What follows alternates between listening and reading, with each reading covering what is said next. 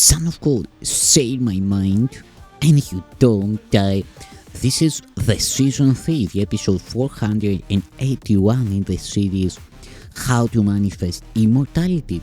And the name of today's teaching is the difference between imprisonment and freedom. There is a rationale for choice. Only one teacher knows what your reality is. If learning to remove the obstacles to that knowledge is the purpose of this curriculum, you must learn it of him. The ego does not know what it is trying to teach. It is trying to teach you what you are without knowing what you are. It is expert only in confusion. It does not understand anything else. As a teacher, then, the ego is totally confused and totally confusing. Even if you could disregard the Holy Spirit entirely, which is impossible, you could still learn nothing from the ego because the ego knows nothing.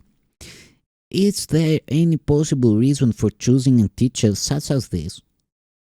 Does the total disregard of anything it teaches makes anything but sense? Is this the teacher to whom a son of God should turn to find himself? The ego has never given you a sensible answer to anything.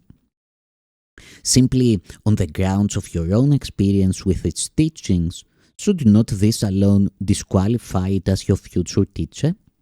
Yet the ego has done more harm to your learning than this alone. Learning is joyful if it leads you along your natural path and facilitates the development of what you have. When you are taught against your nature, however, you will lose by your learning because your learning will imprison you. Your will is in your nature and therefore cannot go against it. The ego cannot teach you anything as long as your will is free because you will not listen to it. It is not your will to be imprisoned because your will is free. That is why the ego is the denial of free will. It is never God who coerces you because he says his will with you. His voice teaches only in accordance with his will, but that is not the Holy Spirit's lesson because that is what you are. The lesson is that your will and God's cannot be out of accord because they are one. This is the undoing of everything the ego tries to teach. It is not then only the direction of the curriculum that must be unconflicted, but also the content. The ego tries to teach you that you want to oppose God's will. This unnatural lesson cannot be learned, and the attempt to learn it is a violation of your own freedom, making you afraid of your will because it is free. The Holy Spirit opposes any imprisoning of the will of a Son of God, knowing that the will of the Son is the Father's. The Holy Spirit leads you steadily along the path to freedom, teaching you how to disregard or look beyond everything that would hold you back. We have said that the Holy Spirit teaches you the difference between pain and joy. That is the same as saying he teaches you the difference between imprisonment and freedom. You cannot make this distinction without him because you have taught yourself that imprisonment is freedom. Believing them to be the same, how can you tell them apart? Can you ask the part of your mind that taught you to believe they are the same to teach you that they are different?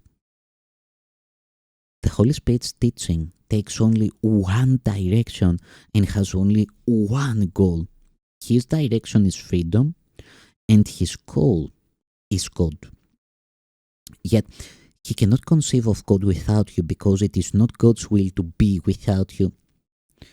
When you have learned that your will is God's, you could no more will to be without him than he could will to be without you. This is freedom, and this is joy.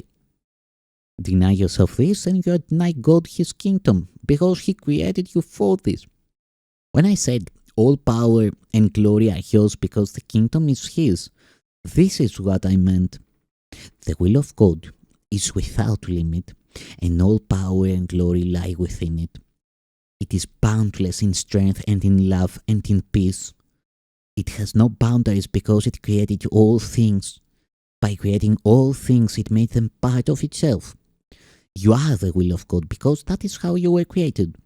Because your Creator creates only like Himself, you are like Him.